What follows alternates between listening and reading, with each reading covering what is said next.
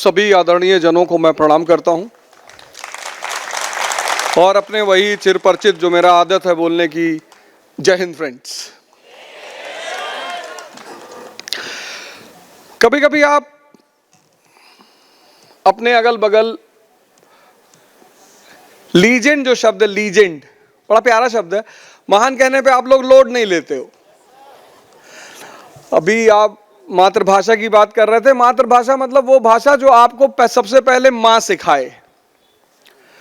तो चूंकि माँ टॉर्चर करती है बहुत अपनी ही भाषा में, उसको दूसरी भाषा में टॉर्चर करने में अच्छा नहीं लगता, तो मातृभाषा बेसिकली वहीं से शुरू होती। तो लीजेंड शब्द जो है वो बड़ा, हमारी आदत है हम बाहर की चीजों में बड़ा वेट डालते हैं। तो हम छाछ भले ना पिए लेकिन हम थपसप में कहते हैं कि test the thunder.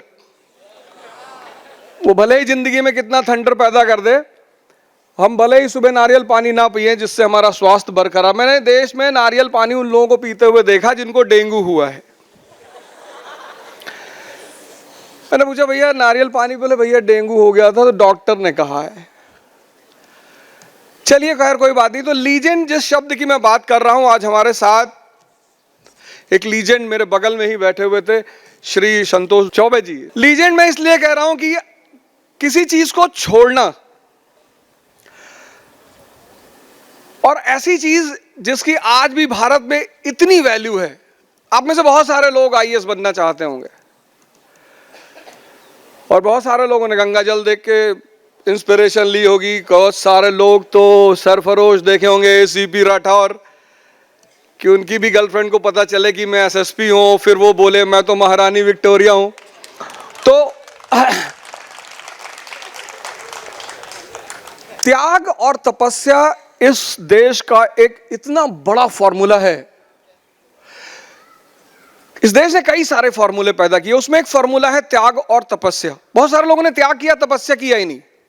Haridwar Rishikesh में आपको बहुत सारे लोग मिलेंगे जो सिद्धार्थ की तरह घर छोड़ के चले गए, त्याग कर लिया उन्होंने, वो तपस्या नहीं कर पाए, तो कुछ मिला नहीं उन्हें। तो श्री संतोष चौबे जी 1976 में आईएएस की जॉब मिली उन्हें, आईएएस 76 में, और 1981 में सिविल सर्विस, और दोनों का त्याग कर दिया। गाना है ना, अपने लिए जिए तो क्या जिए, तू जिए दिल जमाने के लिए। दोनों का त्याग किया, दोनों का। और 1985 में all India society of electronics and computer sciences, और आप सारे कितने सारे वृक्ष लगा रहे हैं वो, यह है तपस्या। 85 से शुरू हुई, त्याग तो किया ही, तपस्या। तो मैं उनको शत शत प्रणाम करता हूं इस मंच से, और हमें ऐसे बहुत सारे लोगों की इस देश में बहुत जरूरत है। अब मेरे पास 40 मिनट का टाइम है, तो 40 मिनट में मैं एक कहानी सुनाऊंगा आपको, और कहानी ऐसी कि आप उस कहानी में से अपने अपने कहानियां ऐसे मत सुना करिए। पहली बात, ये देश बड़ा, मैंने कहा ना, इस देश ने बड़ी सारी चीजें इजाद की, पूरा दर्शन कहानी में रख दिया, पूरा दर्शन। लोगों ने क्या किया, कहानी पकड़ ली, उसका दर्शन छोड़ दिया। अब हनुमान चालीसा जो आदमी 1 महीने पढ़ ले, उसकी जिंदगी में क्रांति हो जाए। लोग 20-20 साल से पढ़ रहे हैं, क्रांति नहीं हो रही। कह रहे साहब, हमने कहा हनुमान चालीसा पढ़ते? जी जी पढ़ते साहब। कितने दिन से पढ़ रहे हो? सर 20 साल हो गया। 20 साल? पहली लाइन कहती है कि एक गुरु की तलाश करो, रोशनी की। ये हमने यहीं से कार्यक्रम शुरू किया। भारत के उपनिषदों का सबसे महानतम लाइन है, अस्तोमा सद्गमया, मुझे अंधकार से उजाले की तरफ ले चलो। एक आदमी जिसके पास उजाला है, पहले उसकी तलाश करो। श्री गुरु चरण सरोज रज। फिर भगवान से मांगना क्या, इस देश के लोगों को नहीं पता। गए गाड़ी मांग रहे, वैगनार के पीछे लिखवा दिया गिफ्ट ऑफ गॉड, वैगनार। अब आपसे मुकेश अंबानी ने कहा मुझसे कुछ मांगो, आपने कहा गुरुजी एक सिम दे दो। जिस आदमी के पास इतनी गैलेक्सी, इतना सोलर सिस्टम, इतना बड़ा यूनिवर्स, और पता नहीं एक ही है या ऐसे न जाने कितने यूनिवर्स हैं, जब आप उससे मांगने जाते हो तो कम से कम गिरे स्तर पर एक सोलर सिस्टम ही मांग लो। हनुमान चालीसा में लिखा नहीं, बल बुद्धि विद्या देहु मोहि, दूसरी हनुमान चालीसा की सबसे बड़ी चीज, भगवान से तीन ही चीज मांगी जाती है, एक बल, एक बुद्धि, एक विद्या, और बाकी सारा संसार इसका बाई प्रोडक्ट है। आपको किसी चीज के पीछे भागने की जरूरत नहीं है। आप क्यों भाग रहे हो किसी चीज के पीछे? आप भाग रहे हो, जिस दिन आप किसी चीज के पीछे भाग रहे हो मतलब आप कमजोर हो, और कमजोरों के साथ कोई नहीं रहता। वो कितना भी अच्छा दिखाए, जी मैं झूठ नहीं बोलता, मैं तो दिन भर बोलता हूं, जी मैं ये नहीं करता, जी मैं शराब नहीं पीता, मैं तो पीता हूं। यहां कोई आपकी बुराई नहीं देखता, यहां लोग आपकी यूटिलिटी देखते हैं, उपयोगिता। इसलिए आज तक किडनी पे गाना नहीं बना। कभी कोई गाना किडनी में सुना? तुम मेरे किडनी में समाये हो ऐसे। क्योंकि किडनी फेल हो जाए तो ट्रांसप्लांट करा लो, लीवर फेल हो जाए तो ट्रांसप्लांट करा लो, पैनक्रियास फेल हो गई, एक्सरसाइज करो, योग करो। लेकिन अगर हार्ट फेल हुआ तो तुम गए। तो सारे गाने हार्ट पे। भगवान कहां रहता है? हार्ट में। गर्लफ्रेंड कहां रहती? हार्ट में। पैनक्रिया में तो रहती ही नहीं वो। तो एक तो आप, अब देखो हनुमान चालीसा में कितनी बड़ी बड़ी चीजें छिपी हैं, आप पढ़े जा रहे हो। क्यों? क्योंकि आपको लर्निंग वर्ड नहीं पता है। आज इस देश के युवा ने क्या किया? सिर्फ पढ़ रहे हो। राम रसायन तुम्हारे पास है। जब तक आपकी शरीर जिंदा है तब तक उसके अंदर एक चैतन्य है, रसायन। राम रसायन तुम्हारे पास है, उस रसायन से कनेक्ट तो हो जाओ। जो ये पढ़े हनुमान चालीसा होए सिद्ध साखी गौरी सा, मतलब हनुमान चालीसा पढ़ने के बाद आप शिव जैसे हो जाओगे, इमॉर्टल, ओमनीसिएंट, ओमनीपोटेंट। फिर आपको पार्वती जी मिल जाएंगी, और मिलेंगी इसलिए क्योंकि आपके अंदर जहर पीने की क्षमता पैदा हो गई। संसार है क्या? जहर ही तो है।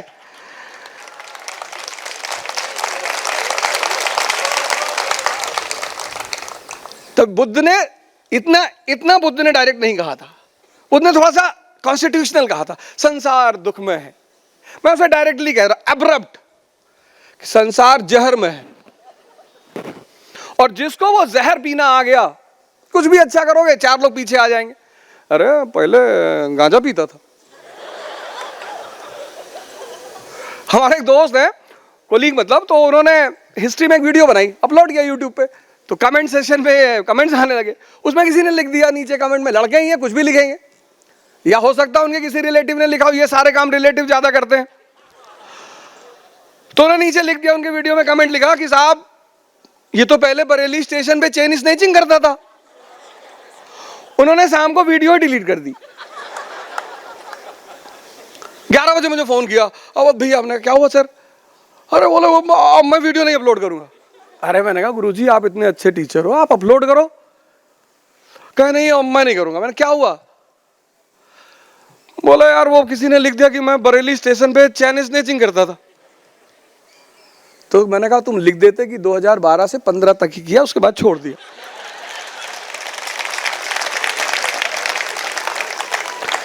जो योग करे वो शिव, जो ध्यान करे वो शिव, जो जहर पिए वो शिव, जो रावण जैसे लोगों को वरदान दे वो शिव, जो अपनी पत्नी के लिए सोने का महल बना दे वो शिव। तुम्हारे अंदर ऐसे कोई गुण है?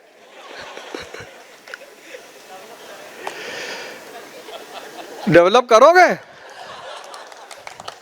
अच्छा चलो बधाई हो, अच्छी बात। तो कहानी मैं 10 से 15 मिनट की सुनाऊंगा, और उस कहानी का एसेंस बड़ा प्यारा है। हम सब दुनिया में, हिंदुओं ने इसीलिए मूर्ति पूजा शुरू की, मूर्ति से मांगने के लिए नहीं, आदर्श बनाने के लिए। हमारा आदर्श जो है वो हमारी ताकत होता है बेसिकली। आप किसी को भी बना ले, आप किसी को बनाएं, लेकिन जीवन में किसी एक आदमी को आप आदर्श जरूर बनाएं, और कोशिश करें कि जिसको आदर्श बनाएं उसके रास्ते पर चले, सिर्फ उसकी पूजा ना करें। तो हिंदुओं ने क्या किया, उनको पता था कि यार शुरुआत में कोई तो रोल मॉडल होना चाहिए मोटिवेशन रखने के लिए।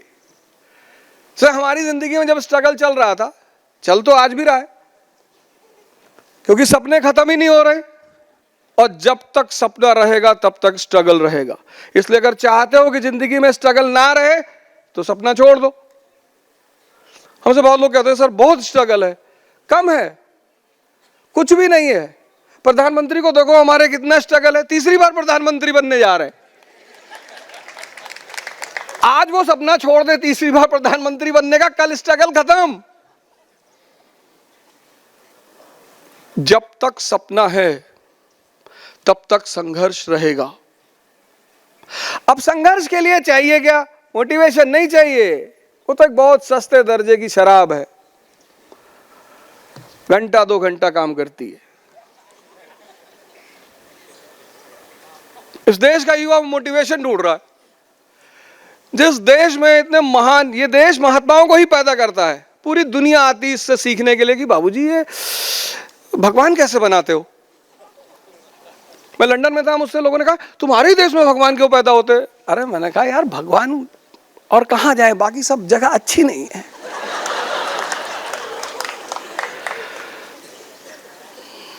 तुम्हारे लंदन में वैष्णव लोग रहते हैं? बोला ये क्या होता है? मैंने कहा देखो तुम इग्नोरेंट अज्ञानी लोग,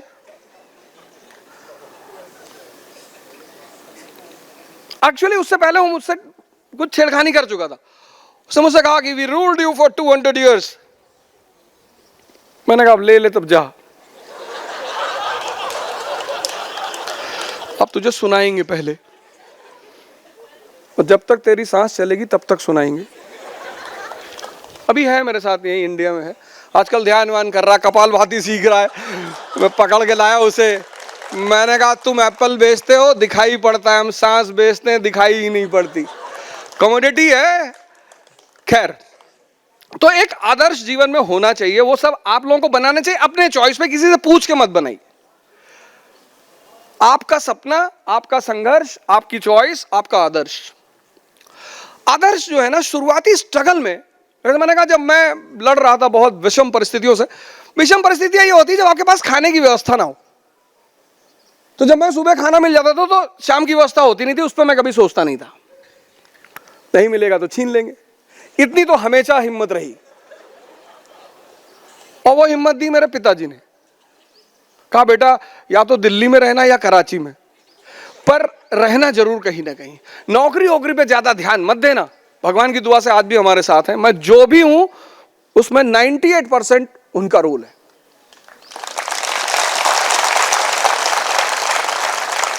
गलत बातों में समझाते थे, मारते कभी नहीं थे। अब मारा ही नहीं। मेरे दोस्त जब मुझे कहते थे कि भैया मेरे पापा ने मुझे पीट डाला, मैंने कहा कैसे?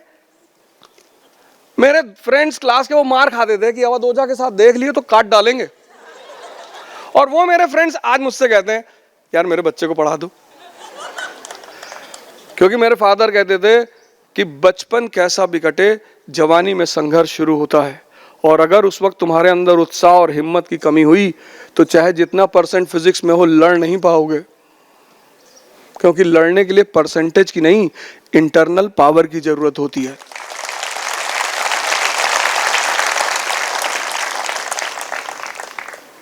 फिफ्टीन सेंचुरी में रेनेसांस हुआ यूरोप में, ज्योग्राफिकल डिस्कवरीज, एनलाइटनमेंट और न जाने क्या क्या, एक नई दुनिया की शुरुआत यूरोप से हुई। और 16 सेंचुरी तक पहुंचते पहुंचते यूरोप पूरब में घुस चुका था।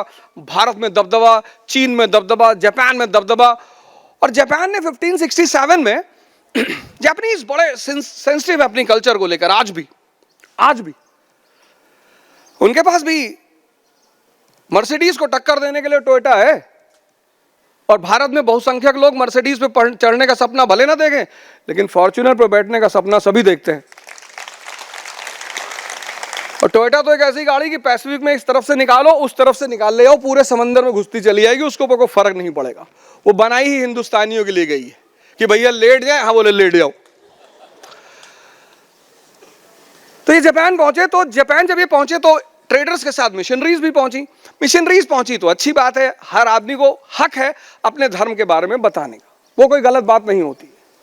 वो बहुत अच्छी बात होती है। गलत बात यह है जब आप ये कहें कि मेरा वाला ही अच्छा है। आप अपने वाले के बारे में बताएं, आपको देखकर पता चल जाएगा आप वाला कैसा है, तो उसको कहने की, एक्सप्लेन करने की जरूरत नहीं होती है। खैर, बाय द वे मिशनरीज पहुंची और जापानीज एक बहुत प्यारी परंपरा को फॉलो करते हैं जो उनको बुद्धिज्म से मिली, वो है सैमुराई। अगर आज आप सैमुराई की फोटो देखोगे तो half face is of Buddha and half face is of Arjun. Samurai एक वॉरियर है बेसिकली जापान में। तो हाफ, आधा चेहरा बुद्ध का, आधा चेहरा अर्जुन का, मतलब वॉयलेंस इन साइलेंस। संघर्ष के वक्त मन की शांति ही विजय का पहला आधार होती है। कितनी पैराडॉक्सिकल बातें। तो ये क्रिश्चियन मिशनरीज पहुंचे और बताने लगे कि you want to go to heaven? बोले no, we have created heaven here. अरे बोले नहीं यार, हम जबरदस्ती तुमको ले चलेंगे, we will send you heaven. अरे बोले भैया नहीं जाना। तो फिर 1567 में जापान की रूलिंग एरिस्टोक्रेसी ने क्रिश्चियन मिशनरीज के एंट्री पर बैन लगा दिया। बोले साहब आप लोग नहीं आओगे अंदर, कोई फॉरेनर अंदर नहीं आया, कोई यूरोपियन अंदर नहीं आएगा। अब ये गलत बात है, बहुत गलत बात है। उसका खामियाजा भुगता जापान ने। एक आदमी हिंदुस्तान में है जिसको लगभग सबको पढ़ना चाहिए, क्योंकि वो इतना रूरल शब्दों में वो आदमी चीजों को समझाता, कॉन्सेप्ट्स ऑफ लाइफ। कबीरदास बोले साधु कैसा होना चाहिए? वालो साधु ऐसा हो जैसा सूप सुहाए, सार सार को गही रहे, थोथा दे उड़ाए। कोई भी मिले सुनिए उसको। कुछ लोग होते हैं ना इंसुलेटेड टाइप के हो जाते हैं, भैया हम किसी की नहीं सुनेंगे। हर आदमी के पास आपको देने के लिए कुछ ना कुछ है। आप जुआड़ी को देखो, छोटे छोटे जुए खेलता है। और जिंदगी में सबसे बड़ी चीज है रिस्क लेना। सर ने लिया नहीं, आज इतना बड़ा इंस्टीट्यूशन चला दिया, CV Raman institute, Rabindranath Tagore institute. क्या जरूरत था लेने का? आप किससे क्या सीखते हो? शराबी छोटा नशेड़ी है, नशा होना चाहिए, नशे के बिना कोई जिंदगी ही नहीं है। और अमिताभ बच्चन ने तो शराबी में डिफाइन कर दिया नशे को कि अगर शराब में होती तो बोतल नाचती, बोतल तो नाच ही नहीं रही है। ये जो तुम नाच रहे हो ये अपने अंदर की नशे की वजह से नाच रहे हो। शराब नाहक में बदनाम है, तभी तो पीने के बाद लोग खड़े हो जाते कि मी बराक ओबामा। शराब उसमें क्या करे, उसमें शराब का क्या रोल है?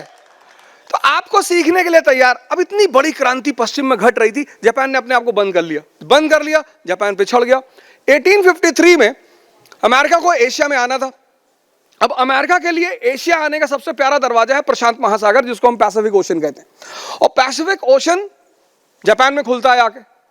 तो कमांडर पेरी आया, नेवल ऑफिसर था अमेरिका का, और उसने जापान पे कब्जा कर लिया। और 1853 में जापान हो गया गुलाम। पहली गलती जापान ने क्या की? इंसुलेट नहीं होना है, सबको देखना है, सबको सुनना है। ये पहली गलती जापान ने की। किससे क्या मिल सकता है? अगर आज हम पश्चिम को समझें, हमारे यहां पश्चिम को लोग दूसरे अंदाज में समझ रहे हैं। पश्चिम को हमको देने के लिए कितनी चीजें पश्चिम के पास। उनके पास ग्रेविटी है, हमारे पास ह्यूमैनिटी है। हमने ज्यादा ह्यूमैनिटी पे काम किया, उन्होंने ज्यादा ग्रेविटी पे काम किया। तो हमारा बुद्ध और उनका आइंस्टीन अगर मिल जाए तो कितनी महान संस्कृति पैदा हो जाए। लेकिन यहां कुछ लोग एक्सट्रीम वेस्ट है और कुछ लोग वेस्ट की तरफ देखना ही नहीं चाहते। जापान ने पहली गलती की कि वो जो परिवर्तन वेस्ट में चल रहा था उसको जानने की कोशिश नहीं की। इसलिए जापान को 1853 में गुलाम होना पड़ा। 1757 में हम हुए, 1840s में चाइना हुआ। Beating leads to awakening. इसीलिए पहले मां बाप और टीचर मारते थे, लेकिन मां बाप और टीचर को मारने का तरीका पहले के टीचरों को पता था। यहां नहीं मारते थे कान वान पे, तो कान पे मार दिया, बहरा हो गया बच्चा। हमारे टीचर्स यहां मारते थे, यहां एक्यूप्रेशर पॉइंट्स पे, ऐसे कि यहां मारेंगे तो एक्यूप्रेशर पॉइंट एक्टिव हो जाएगा, तो कल होमवर्क करके लाओगे। और सबसे बड़ी बात यह होती थी कि हम घर पे नहीं बताते थे कि हम मार खाएं, क्योंकि अगर हमने घर पे बताया तो बोनस कि तुम बदतमीजी की होगे, ऐसे थोड़ी मारा होगा मास्टर। और मास्टर जब बाजार में हमारे पिताजी को मिलता था तो मास्टर तो हमारे पिताजी से कहता था कि ओझा जी आपका लड़का, ऐसे आप कहता था जैसे हमारा पिताजी अकबर बादशाह है। उसी में तो पिताजी एकदम ऐसे कि हाँ अच्छा हमारा लड़का, और बोले आपका लड़का नहीं पढ़ रहा था, 2 मारा मैंने। उन्होंने कहा 2 20 मारो। वहां पे टीचर का कॉन्फिडेंस इन्फ्लेट हो जाता था कि चलो अच्छा किया 2 कम मारे, लगता अगली बार 18 पूरा कर लेंगे। बीटिंग जो है ना, मार खाना बहुत जरूरी है। अगर आप किसी से जीवन में नहीं मार खाए तो हो सकता है आप पुलिस वालों से मार खा जाए। समाज ने हर जगह व्यवस्था कर रखी है, और अगर उससे भी बच गए तो बीवी तो आ ही रही है।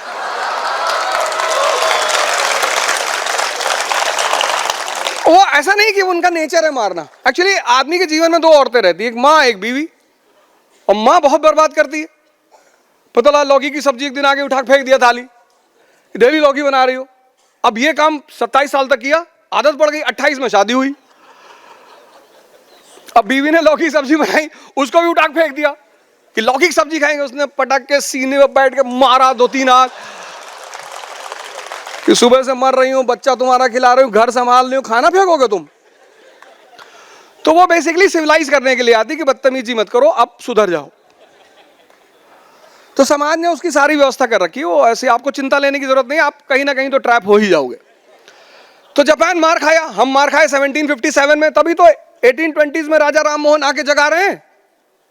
राजा राम मोहन है कौन? जगा रहे हैं भैया हम बर्बाद हो गए हैं भैया। ये ईश्वर चंद्र विद्यासागर, ये राजा राम मोहन राय, ये लोग क्या कर रहे हैं? हम सब मार खाए हैं। अंग्रेजों ने कहा यू डॉग्स। ये तो यहाँ का आदमी एकदम सीधा खड़ा हो गया कि भैया हम तो पांडे हैं। बोले पांडे मारेंगे? पांडे ये क्लाइव है पांडे, तिवारी ये डलहौजी तिवारी है, ये कैनिंग ओझा। जमीन पे बैठना, जूते से मारेंगे तुम। तो इन लोगों का एहसास हुआ कि यार ये तो कुछ गड़बड़ हो गई यार। इन लोगों ने फिर वो हरकत की, हाथ में पानी लिया, मंत्र पढ़ा, फेंक दिया अंग्रेजों के ऊपर। उनको और गुस्सा लगा कि दिसंबर के महीने में पानी फेंक रहे ऊपर, और मारा 2-3 डंडा खींच के। तब ये जागे। तो जब ये जागे तो राजा राम मोहन रॉय जैसे लोग आए, ब्रह्मो समाज की स्थापना हुई, फिर दयानंद सरस्वती जी जैसे लोग आए, आर्य समाज की स्थापना। ये जागे हुए दिमाग थे। तो इन्होंने भारतीयों से बताया देखो हम तो मार खाएंगे नहीं, क्योंकि हमारा दिमाग तो जिंदा है, और तुम मार खा रहे हो क्योंकि तुम्हारा दिमाग सो रहा है, तो तुम भी अपने अब जाग जाओ। तो जैसे ही जापान गुलाम हुआ, अब देखो कितनी प्यारी बात है, जैसे ही जापान गुलाम हुआ, हम कितने साल गुलाम रहे? 200 साल अप्रोक्सीमेटली। और जापान कितने साल गुलाम रहा? सिर्फ 14 साल। चाइना कितने साल गुलाम रहा? 150 साल। यूएस कितने साल गुलाम रहा? 150 साल। तब तो यूएस था नहीं, अमेरिकन कॉलोनीज थी। यूएस तो 1787, मतलब कोई भी कंट्री 150-200 साल से कम गुलाम था ही नहीं। वो कंट्री जो सबसे कम गुलाम थी वो है जापान, 14 साल। क्यों? जैसे ही वो गुलाम हुए उन्होंने एक डेलीगेशन बनाया, यमगाता डेलीगेशन। यमगाता उनके यहां का बड़ा फेमस सैमुराई था। यमगाता डेलीगेशन बनाया और डेलीगेशन को तुरंत वेस्ट भेजा कि जाओ पश्चिम जाओ और पता करके आओ कि हम क्यों हारे। जैसे तुम भी तो यार सेल्फ इंट्रोस्पेक्शन, इसी को तो कहते हैं सेल्फ इंट्रोस्पेक्शन। तुम अपनी जीवन में सेल्फ इंट्रोस्पेक्शन करते ही नहीं। 4 बजे का अलार्म लगा के 9 बजे सुबह उठते हो, और ये 13 साल से हो रहा है। 31 दिसंबर आ रही, कसम खाओगे 1:30 बजे के आसपास जब सुरूर में रहोगे तो पैकेट निकालोगे, कल से कोई सिगरेट नहीं पिएगा। बहुत पापा को परेशान किया, पापा मेरे बीपी के पेशेंट हैं, कैसे पैसा दे रहे हो? वो तो हमें पता है, दर्द सबके दिल में है। तुम अपने मन से हार रहे हो यार, तुम्हें कोई बाहर थोड़ी परेशान कर रहा है। हम सब सेल्फ इंट्रोस्पेक्शन लाइफ की सबसे इंपॉर्टेंट चीज होती है। अगर आप हार रहे हैं, अगर आप परेशान हैं, तो आप जापान की तरह सबसे पहला काम करिए सेल्फ इंट्रोस्पेक्शन। हमने नहीं किया, हम गुलाम हुए, हमें जरूरत ही नहीं पड़ी। गांधी जी 1920 में घूम घूम के कहने लगे भैया हम गुलाम हैं। लोगों ने कैसे? ये राम खिलावन के 16 लड़के हैं, गुलाम कैसे हो गए? गुलाम को कहां लड़का होता है यार, बेवकूफ बना रहे हो, गुलाम हो गए। भाई साहब हमें इनको समझाना पड़ा स्वराज क्या होता है, स्वतंत्रता क्या होती, पकड़ पकड़ के। उस पर से कुछ लोग कहते हैं कि यार गांधी जी नहीं होते तो हम लोग 1910 में ही आजाद हो जाते। हाँ तेरे पापा लड़ रहे थे ना आजादी की लड़ाई में।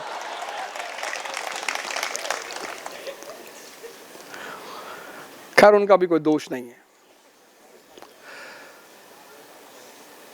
कुछ लोग होते हैं वो अपने आप को समझते बहुत होशियार है। एक साहब एक गांव में गए, वहां उनकी शादी तय हो रही थी, तो गए वहां, उन्होंने मोबाइल निकाला और मोबाइल पे निकाल के देखो पांडे, वो जो 17 से 18 करोड़ का टेंडर है उसको ठीक है हाँ कर दो, ले लो टेंडर, काम करेंगे उस पर, कोई बात नहीं, हाँ रख दो, और मर्सिडीज पार करवा देना अंदर, ठीक है, बंद करके रख लिया।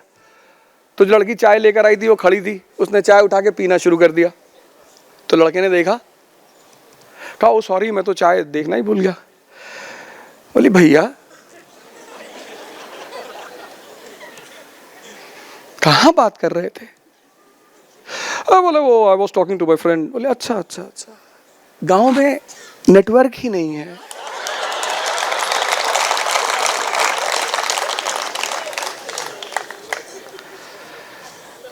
हमारे पापा 2 बार प्रधान रहे हैं, कुछ नहीं पढ़े हैं, ऐसे थोड़ी प्रधान हो गए। इस देश में प्रधानमंत्री बनना आसान है, प्रधान बनना गांव का बहुत मुश्किल है। सेल्फ इंट्रोस्पेक्शन, 14 साल यमगाता पश्चिम की सड़कों पे टहलता रहा, पेरिस, लंदन, न्यूयॉर्क, और 14 साल बाद जब वो लौट कर आए, 1853 में गए, 1867 में लौट कर आए, उन्होंने कहा हमारी 3 कमियां हैं। बोले क्या? बोले पहला, उनके पास न्यू इकोनॉमिक ऑर्डर है, एक नई अर्थव्यवस्था की संरचना है। बोले अच्छा क्या खास बात है उस संरचना की? बोले कैपिटलिज्म और इंडस्ट्रियल रेवोल्यूशन। बोले अच्छा दूसरी कमी क्या है? बोले दूसरी कमी है कि उनके पास न्यू पॉलिटिकल ऑर्डर है, सिर्फ न्यू इकोनॉमिक ऑर्डर नहीं है, न्यू पॉलिटिकल ऑर्डर है। बोले यार उस पॉलिटिकल ऑर्डर की क्या खासियत है? बोले उस पॉलिटिकल ऑर्डर की खासियत यह है कि वो पार्लियामेंट्री टाइप ऑफ गवर्नमेंट है और कॉन्स्टिट्यूशन है मैन मेड। बोले अच्छा, और तीसरा? बोले तीसरा साहब उनके पास न्यू एजुकेशनल ऑर्डर है। बोले उसमें क्या है? बोले उसमें उनकी एजुकेशन 2 चीजों पे टिकी हुई है, एक रैशनलिज्म पे, एक ह्यूमनिज्म पे। रैशनलिज्म ये नहीं कहता हनुमान चालीसा मत पढ़ो, रैशनलिज्म कहता है हनुमान चालीसा पढ़ो तो तुम्हें पता हो कि ये तुमसे क्या कह रही है। हम दुनिया के एकमात्र देश हैं जिसमें किताब अगर पैर से लग जाए तो उसको मत्थे पे लगाते हैं, क्योंकि किताबें वो चाबी हैं जो दिमाग के ताले को खोलती हैं। क्योंकि जब तुम पढ़ोगे तो मनन करोगे, मनन।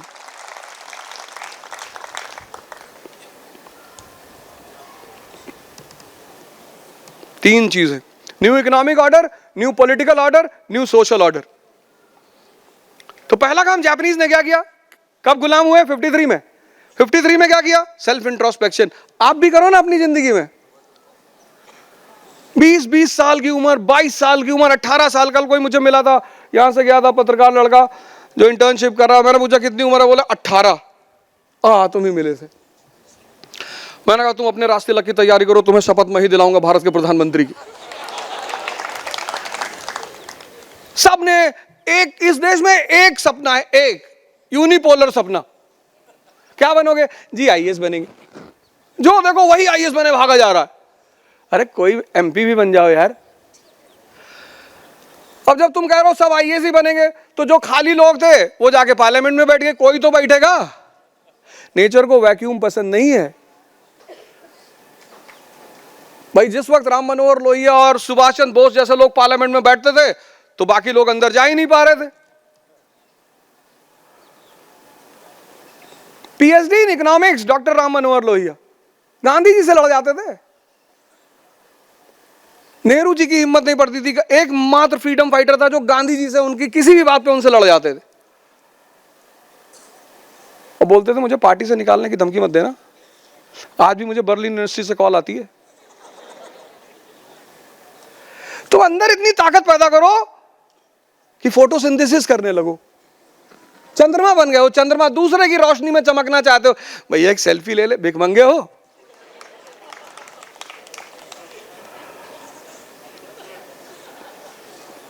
रोशनी तो चंद्रमा के पास भी है, पर उसकी रोशनी में गर्मी नहीं है और ना वो फोटोसिंथेसिस कर पाता है। ऐसे जितने लोग दूसरे की रोशनी में चमकने की कोशिश करते हैं वो चंद्रमा हो जाते हैं। मामा हमारे यहाँ मैं मतलब वो एक दूसरे पर्सपेक्टिव में, वो मैंने एक दूसरे पर्सपेक्टिव में कहा है।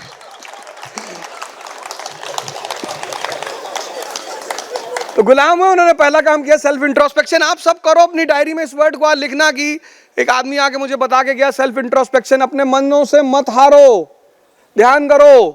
ध्यान मतलब मन को देखना। तुम्हें एक बार कोई बेवकूफ बना दे, तुम उसका साथ छोड़ देते हो, ये तुम्हें 20 साल से बना रहा है, इसको क्यों पकड़े हुए हो?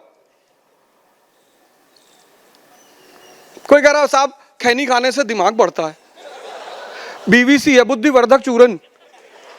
हमने कहा रिक्शा वाला खा रहा है 60 साल से, इसका काहे नहीं बढ़ा? कम से कम तर्क तो सही दो यार। खैनी खा रहे हो ये बुरा नहीं है, ये जो तुम कह रहे हो बीवीसी ये गलत है। सिगरेट क्यों पी रहे हो? नींद नहीं आती। शराब क्यों पी रहे हो? पश्चिम के लोग पीते हैं। अच्छा कौन सी पीते हो? नहीं कुछ भी मिल जाए, कोई स्टैंडर्ड ही नहीं है। रिक्शे वाले के साथ बैठ गए, प्लास्टिक का गिलास ले आए, बैठे, तो उन्होंने सेल्फ इंट्रोस्पेक्शन किया। सेल्फ इंट्रोस्पेक्शन किया, उन्हें पता चला हमारी कमियां क्या है, इकोनॉमिक ऑर्डर, पॉलिटिकल ऑर्डर और एजुकेशनल ऑर्डर। और तुरंत उन्होंने दूसरा काम किया, सेल्फ लिबरेशन। पूरी दुनिया में क्रांतियां हुई, जापान में क्रांति नहीं हुई। 2 देश ऐसे हैं जहां क्रांति नहीं हुई, एक भारत एक जापान। जब भी बदलाहट होगी, जॉन इलिया साहब का एक बड़ा फेमस स्टेटमेंट है कि कौन बदला है सुन के, एक हादसा चाहिए जिंदगी को बदलने के लिए। लेकिन जापान में हादसा नहीं हुआ, अमेरिका में हादसा हुआ, फ्रांस में हादसा हुआ, रशिया में हादसा हुआ, क्यूबा में हादसा हुआ, ईरान में हादसा हुआ। ये जो मॉडर्न वर्ल्ड है ये क्रांतियों का वर्ल्ड है। क्रांति मतलब एंड ऑफ ओल्ड ऑर्डर, अब मोनार्की नहीं चलेगी। फ्रांस की क्रांति क्या है? End of monarchy, beginning of parliamentary form of government. वो जो पुराने प्रिविलेज वाले लोग हैं जिनके पास पहले से सत्ता है, कोई भी आदमी अपनी सत्ता और शक्ति नहीं देना चाहता, तो जो नहीं देना चाहता वो मार खाएगा। तो पूंजीपतियों ने भड़का दिया फ्रांस के लोगों को, यो यू माइकल जी, अरे बोले ये सामान तुमको जमीन पे बैठाते, जी जी जी, बदतमीजी करते तो जी करते तो हैं बदतमीजी। तो बोले you come with us, liberty, equality, fraternity. Michael ने कहा अच्छा सर करना क्या है? बोले पीटर को मार दे। बस 1789 की क्रांति हो गई और सत्ता फ्यूडलिज्म से निकलकर किसके हाथ में आ गई? कैपिटलिज्म के हाथ में। 1791 में फ्रांस ने अपना कॉन्स्टिट्यूशन बनाया, parliamentary form of government. Japan में नहीं हुई। क्यों? क्योंकि जापान का आदमी समझदार है। उसने तुरंत, जापान ने एक इतना बड़ा काम कर दिया जो आज भी पूरी दुनिया के लिए एक एग्जाम्पल है कि ये कैसे किया यार। Self liberation. 98% feudal lords Japan के जो थे, 98% उन्होंने अपनी प्रिविलेज और पावर खुद छोड़ दी, खुद अपने राजा को सरेंडर कर दी, स्वयं, कोई लड़ाई नहीं। और जैसे ही पावर और प्रिविलेज छोड़ी, जापान में फ्यूडलिज्म खत्म हो गया। जैसे फ्यूडलिज्म खत्म हुआ, जैसे ही फ्यूडलिज्म खत्म होगा, एक बहुत बड़ी चीज आपके देश में आ जाएगी, सोशल इक्वालिटी। उनके यहां तुरंत सोशल इक्वालिटी हो गई। अब 98% जो फ्यूडल थे उन्होंने अपनी पावर किसको दी? वहां के राजा को। तो वहां सबसे पावर कौन हुआ? राजा, पावरफुल सेंट्रलाइज्ड अथॉरिटी। तुम भी ये कर लो यार, सेल्फ इंट्रोस्पेक्शन कर लो, जो तुम्हारी कमियां उनको छोड़ दो। मैंने कहा ना, जो लोग मुझसे, हमारे मोहल्ले में लोग अगर उनके बच्चे मुझसे बात कर लेते तो मार खाते थे वो। Don't talk to that guy. पर मेरे फादर एक इतने विजनरी आदमी, इतने विजनरी, पढ़े तो बहुत कम वो, लेकिन विजन बहुत स्ट्रांग। बोले जब तुम जवान होगे ना बेटा, तो अपने आप संघर्ष शुरू हो जाएगा। देखो तुम्हारी जिंदगी में शुरू हो गया कि नहीं हो गया? हमारे यहाँ कुछ ऐसी चीजें हैं जिनको लोगों को नहीं करना चाहिए। हमारा कोई मेहमान घर से बाहर से आता है, तुरंत हम अपने बच्चों को बुला लेते हैं, इधर आओ, अंकल को पोएम सुनाओ, मैं राजकवि हूं।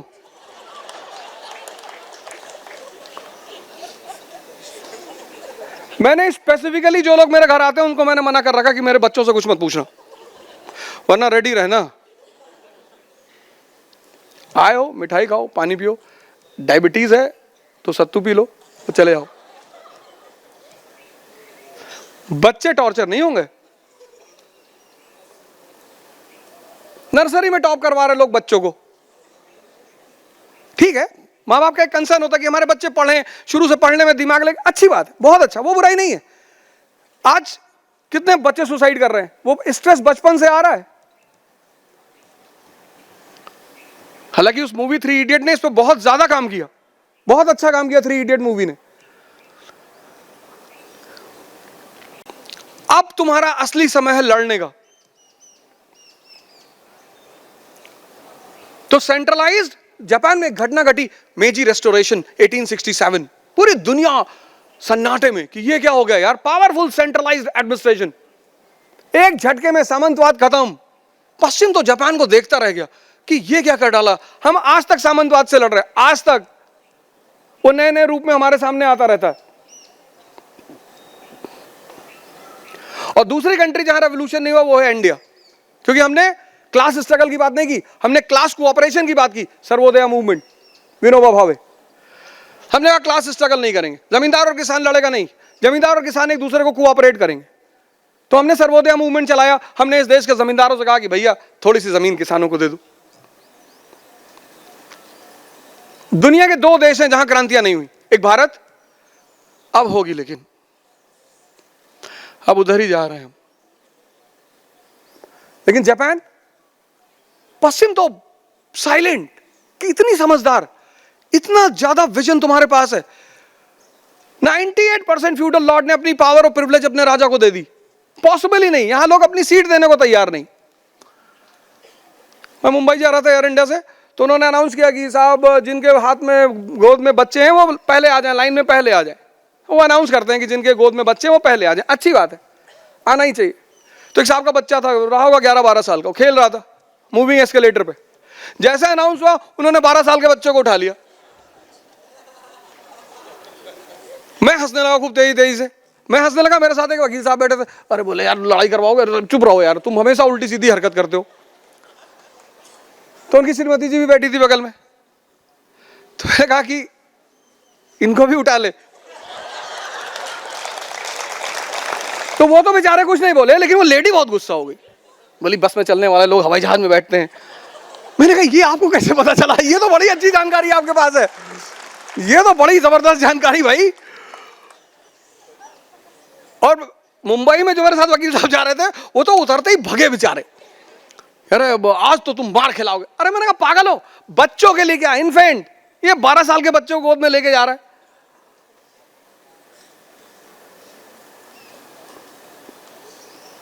– 1867 में मेजी रेस्टोरेशन हुआ जापान में। आपके जीवन में भी होना चाहिए, कोई जरूरी है कि सबके जीवन में हादसा हो? क्यों भाई इसकी तैयारी करना चाहते हो? वो एक मूवी आई जिसमें होता ना कि तू मेरे प्यार से ज्यादा मेरा इंतकाम देखेगी। लड़कियां आपके जीवन में आपको बदलने के लिए आती हैं, उनसे दुश्मनी मत रखा करो, पैर छुआ करो उनके। और तुमने उल्टे सीधे कॉन्सेप्ट पाल रखे हैं, लड़की हंसी तो फंसी, ऐसा कुछ नहीं है। वो हंसी इसीलिए रहेगी अब तेरी बारी है। और दूर रहा करो, ये सब भगवान की रिप्रेजेंटेटिव है धरती पे। मतलब तुम अगर साक्षात भगवान कहो तो कोई बहुत बड़ी बात नहीं है। जिसके जिंदगी में आ जाए उनको हाथ से चावल दाल छोड़ के चम्मच से खाना सिखा देती हैं। किसी रेस्टोरेंट में चले आओ, जो लड़का गर्लफ्रेंड के साथ बैठा होगा वो डोसा हाथ से खाएगा ही नहीं, भले उसको ना पता हो किस हाथ में फोर्क लेना, किस हाथ में नाइफ लेनी है। कई बार तो मैंने जाके बताया कि भाई साहब गलत हाथ है, वो यू आर बॉदर्ड। अरे मैंने कहा वाई यू आर बॉदर्ड। अरे मैंने कहा भाई साहब मुर्गा थोड़े की ऐसे काटने जा रहे हो, डोसा है ये। तो भैया पहला काम ये कर लो कि गुलाम अगर हो गए हो जापान की तरह तो सेल्फ इंट्रोस्पेक्शन कर डालो, और फिर अपनी लिबरेशन, सेल्फ लिबरेशन, आजाद करो अपने आप को। इतने सारे संत महात्मा इस देश में हैं, तुम किनके चक्कर में पड़े हो कि इस देश के महात्मा बेवकूफ बनाते हैं? 500 का असली नोट है ना, तो 500 का नकली नोट भी होता है। 250 का नकली नोट असली नहीं है तो नकली कहां से होगा?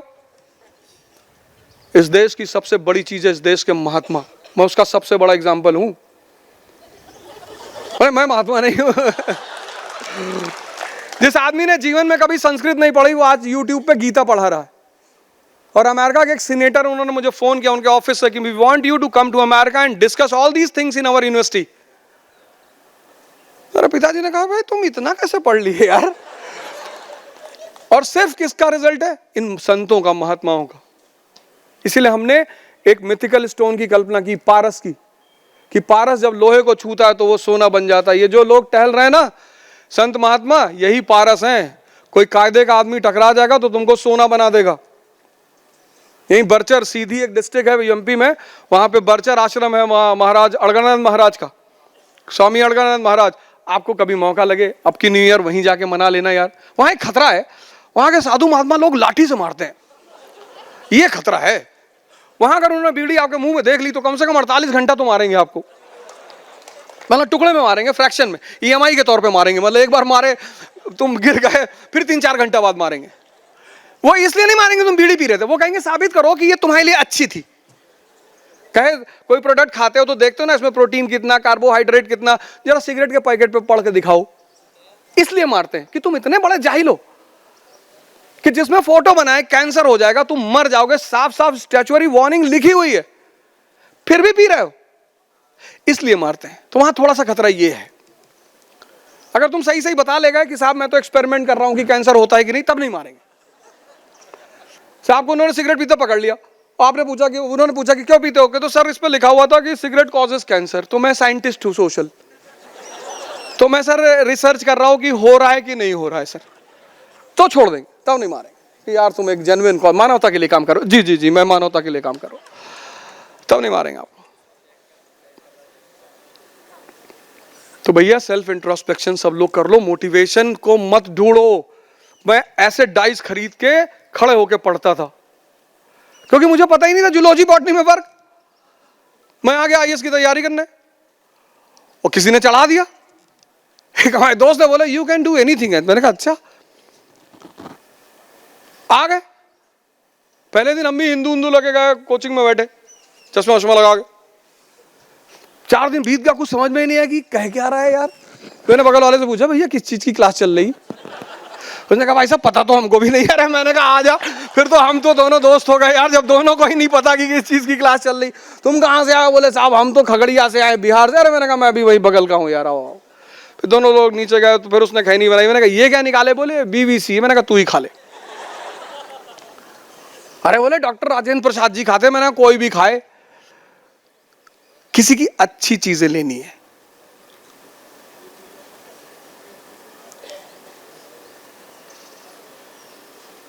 इतने सारे संत महात्मा इस देश में है, योगी योग करा रहे हैं, ध्यान करा, किसी से जुड़ जाओ यार।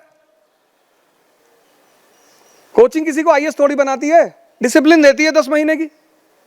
और वो जो 20 साल का टीचर वहां पढ़ा रहा है उसका अनुभव आपको मिल जाता है, बस। वो आईएएस नहीं बनाती किसी को। आपने कोचिंग ज्वाइन की, इस देश में आईएएस की कोचिंग क्यों इतनी ज्यादा चलती है? क्योंकि 90% लड़के 12th तक ह्यूमैनिटीज नहीं पढ़ते, तो उनको पता ही नहीं होता ह्यूमैनिटीज क्यों पढ़ी जाती है।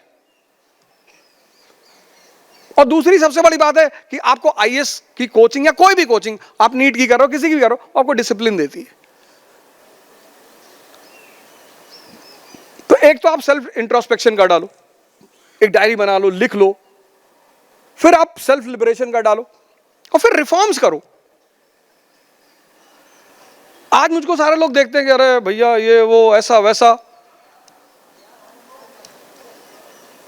हमारे रिलेटिव्स ने कहते हैं कि कुछ चेक करते हैं सब, तावीज वावीज तो नहीं पहना है। कहते कुछ तो घटा है, घटा तो है। तो इस देश ने एक शब्द निकाला, तपस्या। लास्ट पॉइंट मैं आपको बता रहा हूं, जो जापान ने किया वो आप भी कर लो। मोटिवेशन क्यों नुकसान करता है मैं आपको बता दूं, थोड़ा बहुत सुन लो, कोई दिक्कत नहीं है। लेकिन मोटिवेशन से आपकी जीवन नहीं बदलेगा, तो बदलेगा कैसे? तो फिजिक्स अगर पढ़े हो, केमिस्ट्री पढ़े हो, तो तुम्हें पता चल जाएगा कैसे बदलेगा। अब ये लोहा है, इसको हमें बदलना है तो टेम्परेचर देना पड़ेगा ना।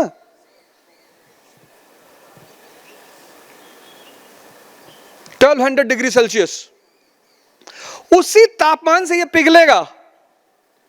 जब ये पिघलेगा तो हम अपना डिजायर्ड रूप इसको दे सकते हैं। यहीं से शब्द आया तपस्या। तपस्या मतलब हिमालय भागना नहीं।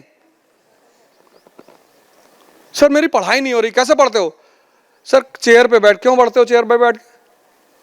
आजकल लोग चेयर पे बैठते हैं और तुम्हारे हाथ में एक जहर आई गया मोबाइल। कल मैं खड़े होकर आया भोपाल, प्लेन से ही आया पर खड़े हो गया।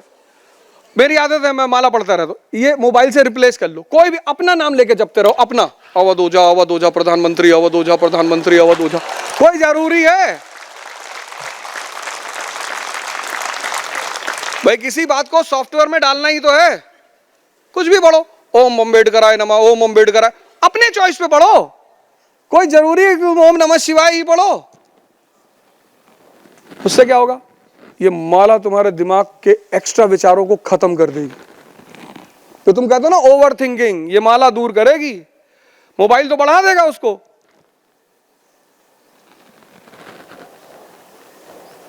तो मेरे साथ पीछे एक साहब बैठे हुए थे, वो शायद ऑस्ट्रेलिया से आए थे, नई नई शादी हुई थी, तो बता रहे थे सारा ब्रिस्बेन, कैनबरा, ये वो।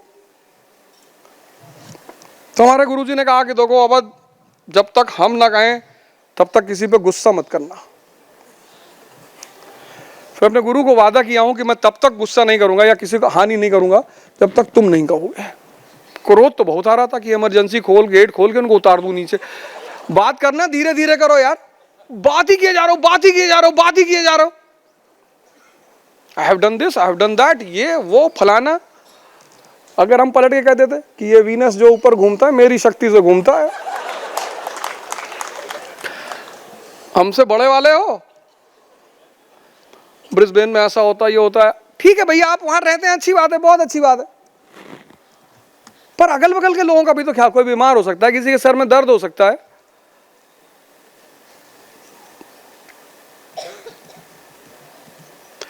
अगर बदलना है तो पिघलो, और अगर पिघलना है तो टेम्परेचर दो अपने आप को।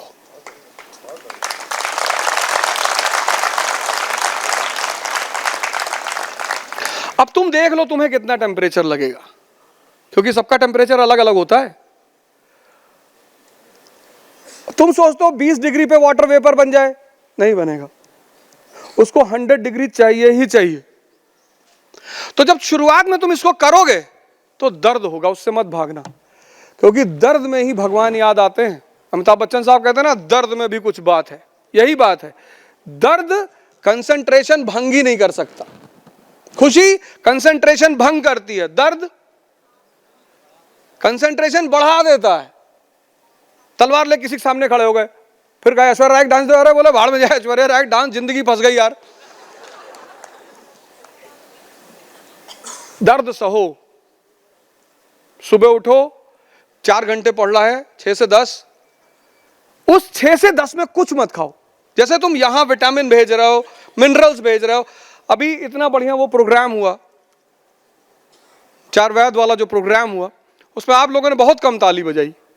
उसकी वजह पता है क्या है?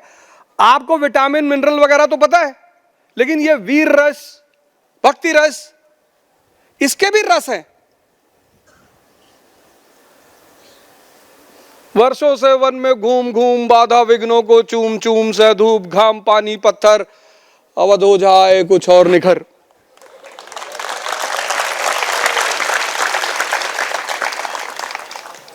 तो मुझे पता चला कि यार ये फॉर्मूला, साहित्य पढ़ो। अभी सर कह रहे थे तुमने साहित्य छोड़ दिया, और तुम साहित्य भी पता नहीं कौन सी पढ़ रहे हो, काली घाटी की चुड़ैल नॉवेल पढ़ रहे हो। ये देश का इतना धनी साहित्य है, इतना धनी, तुम उठाओ किस फील्ड में चाहते हो, श्रृंगार में चाहते हो, भक्ति में चाहते हो, वीर रस में चाहते हो। इस देश में साहित्य की कमी, अंग्रेज ट्रांसलेशन करते करते परेशान हो गए। और जब अभिज्ञान शकुंतलम का विल्किंस ने ट्रांसलेशन किया, वो बेहोश था 3 दिन। बोले यार कालिदास को पकड़ के लाओ। तो लोगों ने कहा कि भैया अभी तो है नहीं, वो बहुत पहले गुप्ता पीरियड में, अब नहीं है। हुआ क्या? अरे बोला इस आदमी ने 100 टाइप की औरतों की हंसी लिखा है, कि औरतें 100 प्रकार का हंसती हैं। कि दिन भर औरत देखता था बैठ के।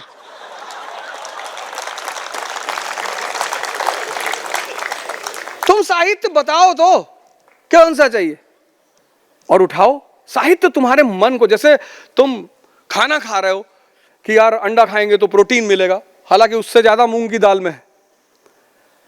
तो तुम अगर मूंग की दाल प्रोटीन के लिए खा रहे हो, तो जब थोड़ा सा तुम बेचैन होते हो जिंदगी में तो एक वीर रस की कविता पढ़ लो। वसुधा का नेता कौन हुआ, भूखंड विजेता कौन हुआ, अतुलित यश क्रेता कौन हुआ, नवधर्म प्रणेता कौन हुआ, जिसने ना कभी आराम किया, विघ्नों में रहकर काम किया। अब विघ्न पे तुम इनबॉक्स करके क्वेश्चन मार्क लगा दो तुरंत कि विघ्न क्या है यार। फिर उसने आगे एक्सप्लेन किया, जीवन में विघ्न जब आते हैं सोते से हमें जगाते हैं। अगर रात में सब इंस्पेक्टर का तुम्हारे थाने से फोन आ गया कि सुबह कोतवाली आ जाना, सो ना पाओगे रात भर। यही है विघ्न।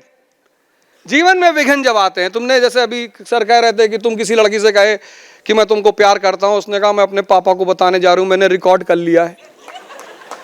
जीवन में विघ्न जब आते हैं सोते से हमें जगाते हैं। सो नहीं पाओगे रात भर, और रात में ट्रेन पकड़ के निकलोगे अगर बाहुबली की बिटिया हुई तो, और फिर फोन करके कहोगे कि बहन की तरह अंकल जी कह रहा था, माँ कसम बता रहा हूँ, महाकाल की कसम खा रहा हूँ, हमारी एक बहन मौसी की लड़की एकदम ऐसी थी इसलिए कहे थे। और गुड्डू से पूछ पता कैसे कहे थे, यही तो कह रहे थे ना 3-4 दिन से।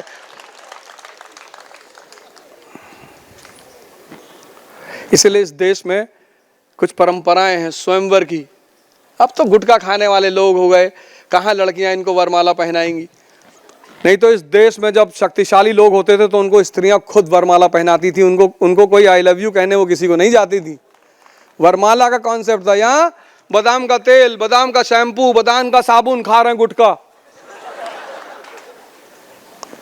Sir my girlfriend is not talking to me. तो मैं क्या करूं भैया, मेरी गली से कर लो।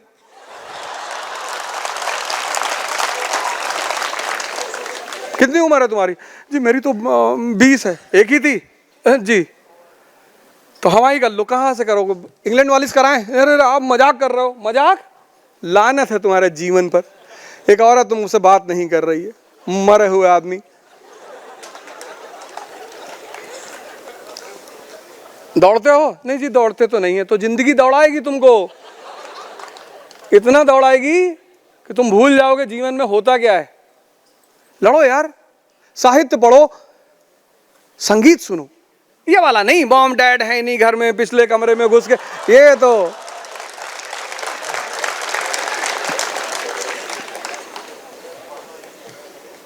संगीत सुनो। संगीत जितना तुम लो म्यूजिक पर संगीत सुनोगे उतना मन तुम्हारा शांत होता है। इसलिए पहले लोग भजन सुनते थे। जितनी रिदम स्लो होगी, जितना मन अशांत होगा, उतना स्लो रिदम को नहीं टच करेगा वो। अनूप जलोटा को सुन ले, बेहोश हो जाए आज का लड़का।